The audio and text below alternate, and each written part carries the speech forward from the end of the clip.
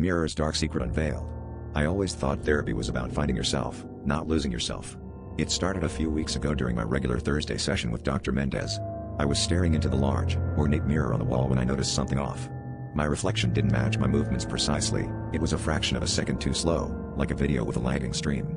I shrugged it off, maybe just a trick of the light, I told myself.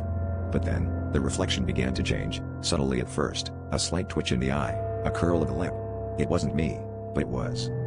As the sessions progressed, the changes became more pronounced. My reflection began to wear a sinister grin, even when I was feeling vulnerable or sad. It watched me with an intensity that left me feeling exposed and raw. Dr. Mendez noticed my distracted state and asked if I wanted to talk about it. But how do you explain to your therapist that the reflection staring back at you feels more real than your own skin? I couldn't shake the feeling that the version of me in the mirror knew something I didn't. Each week, the image grew darker and more malevolent. One day, I walked in, and my reflection was already there, waiting. It moved before I did, raising its hand in a mock salute. I froze, unable to comprehend what was happening. The reflection mouthed words I couldn't hear, but I could sense their weight. They felt like an incantation, a summoning.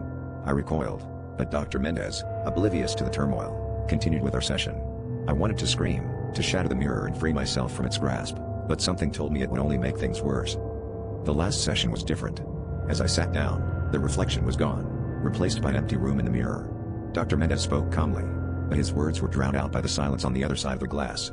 Suddenly, the reflection reappeared, not in the mirror, but beside me, tangible and breathing. I could feel its presence, cold and consuming. As I looked into its eyes, I realized it wasn't just a version I feared becoming, it was a version that had already taken root, waiting to step into the world and leave me trapped behind the glass forever.